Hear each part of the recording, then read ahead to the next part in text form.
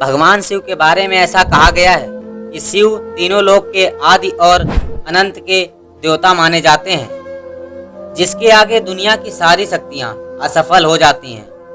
लेकिन क्या आपको पता है कि आखिर भगवान शिव का जन्म कैसे हुआ?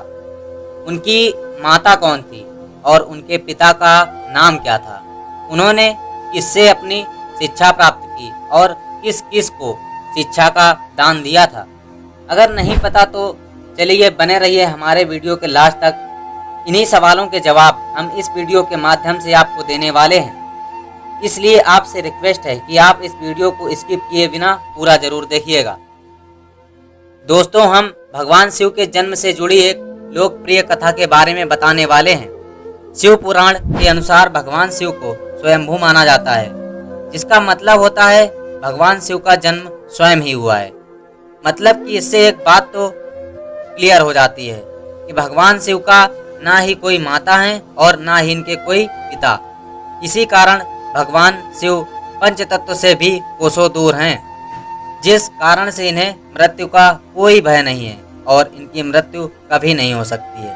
और अब बात करते हैं विष्णु पुराण में बताई गई भगवान शिव के जन्म के बारे में एक और कहानी की। विष्णु पुराण में बताया गया है कि भगवान विष्णु के माथे से निकलने वाले तेज के कारण भगवान शिव की उत्पत्ति हुई और उनके नाभि से निकलते हुए तेज से कमल पर विराजमान रहने वाले ब्रह्मा जी का जन्म हुआ।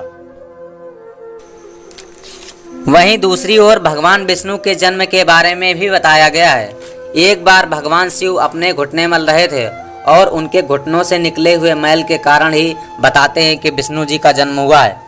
पर हाँ, भगवान शिव से जुड़ी एक और पौराणिक कथा भी है, जिसे आपने अपने बुजुर्गों से अवश्य ही सुना होगा। अगर नहीं सुना तो हम इस वीडियो में आपको बताने वाले हैं कि एक बार भगवान विष्णु और ब्रह्मा जी के बीच बहस छिड़ गई थी और बहस इस बात को लेकर हो रही थी कि हम दोनों में से सबसे महान कौन है। विष्णु और ब्रह्मा के बीच इस तगड़ी बहस चल रही थी।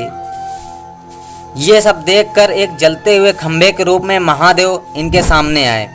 दोस्तों, दोनों इस बात को समझ नहीं पा रहे थे। तभी उस जलते हुए खंभे से एक आवाज आई, जिसने कहा, जो भी इस खंभे के कोने को ढूंढ लेगा वही सबसे महान है।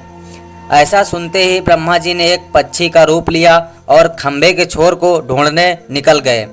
विष्णु जी भी वराह का रूप धारण करके छोर को ढूंढने निकल गए। दोनों लोग खंभे के छोर को ढूंढने में नाकामयाब रहे। तब अंत में दोनों ने हार मानकर वापस आ गए। अंत में भगवान शिव अपने असली रूप में आए, जिसे देखकर भगवान और विष्णु ने यह मान लिया कि भगवान शिव ही सबसे बड़े हैं। विश्व में इनसे बड़ी कोई शक्ति नहीं है।